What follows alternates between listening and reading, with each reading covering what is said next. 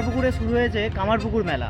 তাই আমি আর দীপ চলে এসেছি কামারপুকুর মেলা ঘুরতে, এবং কামারপুকুর মেলা কেন অনুষ্ঠিত হচ্ছে সেটাও আমি তোমাদের সামনে তুলে ধরার চেষ্টা করছি। কামারপুকুরে শ্রী রামকৃষ্ণ পরমহংসদেবের জন্ম উৎসব উপলক্ষে বসেছে ঐতিহ্যবাহী কামারপুকুর মেলা। আর ভোর থেকেই উৎসবের আবহ ছড়িয়ে পড়েছে পুরো কামারপুকুর গ্রাম জুড়ে। ভোরের কোমল আলো তখনও পুরোপুরি ছড়ায়নি, কিন্তু শুরু হয়ে গেছে পবিত্র প্রভাত ফেরি। কামারপুকুর গ্রামের মানুষ এবং আশেপাশের বহু গ্রাম থেকে আসা অসংখ্য ভক্ত আজ ভোরে এখানে উপস্থিত হয়েছেন।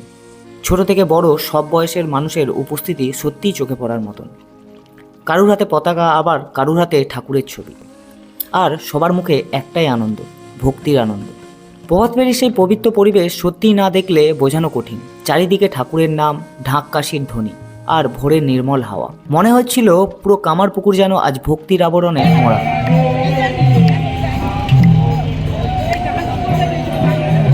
প্রভাত ফেরির পর ধীরে ধীরে জমে উঠতে শুরু করে কামারপুকুর মেলা। প্রতি বছরের মতন এবছরও মেলাটি হচ্ছে খুব বড় আকারের। এই মেলাটি চলবে 12 দিন ধরে। হোলির দিন পর্যন্ত থাকবে কামারপুকুরের এই উৎসবের আনন্দ। আকাশ থেকে দেখলে বোঝা যায় কত বিশাল এই কামারপুকুর মেলা। নানান ধরনের দোকান, মানুষের ঢল আর উৎসবের আনন্দে মেতে উঠেছে কামারপুকুর ও কামারপুকুর আশেপাশের গ্রামের মানুষেরা। পুরো এলাকা যেন এক নতুন রূপে সেজে উঠেছে। তাই আমিও ঢুকে পড়ি মেলার ভেতরে। মেলায় ঢুকতেই চোখে পড়ে সারি সারি দোকান, বাচ্চাদের খেলনার দোকান, মাটির জিনিস, গৃহস্থলীর সামগ্রী এবং নানা রকমের খাবারের স্টল। সব মিলিয়ে একেবারে গ্রাম বাংলার চেনা মেলার আবহ তৈরি হয়েছে। মেলায় ঘুরতে ঘুরতে দেখা হয়েছিল অনেক মানুষের সাথে, বন্ধুদের সাথে ও পরিবারের সাথে। কেউ ঘুরতে এসেছে পরিবারের সাথে, আবার কেউ দূর দূরান্ত থেকে ঠাকুর দর্শন করতে ও কামারপুকুর মেলার আনন্দ উপভোগ করতেও এসেছেন। এই জায়গার একটা আলাদা শান্তি আছে, যেটা ক্যামেরায় পুরোপুরি ধরা যায় না, কিন্তু অনুভব করা যায়। তোমরা যারা এখনও আসোনি, সুযোগ পেলে একবার অবশ্যই কামারপুকুর মেলায় চলে আসো। শ্রী রামকৃষ্ণ পরমহংসদেবের জন্ম উৎসব এবং ঐতিহ্যবাহী কামারপুকুর মেলার আনন্দ উপভোগ করতে। নিজের চোখে না দেখলে হয়তো সত্যিই অনুভব করা যায় না। ভিডিওটি কেমন লাগলো তোমরা অবশ্যই কমেন্ট করে জানাতে পারো। যদি ভালো লেগে থাকে বন্ধুদের সাথে ও পরিবারের সাথেও শেয়ার করতে ভুলে যেও না। আর চ্যানেলে নতুন হলে অবশ্যই চ্যানেলকে সাবস্ক্রাইব করে রেখো। আমি আবারও ফিরবো নতুন কোনো জায়গার গল্প নিয়ে। দীপ এসছে আমার সাথে, খুচরো বার করেছে। কত? 250 250। নে যা নিবি নে, 200 নিয়ে নে, 200। যা ভিড় আছে আমি আর ঢুকবো না ভাবছি।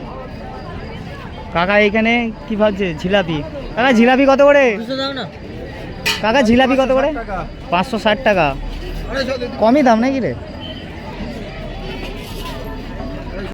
আমরা এখানে ঝুড়ি ভাজা নিয়েছি। ঠোঙাটা অর্ধেকটা কাটতে হয়েছে, এত বড় ঠোঙা দিয়েছিল আমাদেরকে। ওইটা দিয়ে যাবো, ওইটা দিয়ে। ঠোঙাটা কেটে আমরা কত নিয়েছি? 250? 200? 200 ঝুড়ি ভাজা নিয়েছি। ওইটা দিয়ে যাবো, ওইটা দিয়ে। এটা আচারের দোকান তো, আগের বছরে এসেছিল এই দোকানটা। আর ওইদিকে সব জামা প্যান্টের দোকান বসেছে, আর এই দিকটা দিয়ে বসেছে নাগরদোল্লা। মানে নাগরদোল্লা যাওয়ার সময় এই জামা কাপড়ের দোকানগুলো প্রচুর পাবে তোমরাও।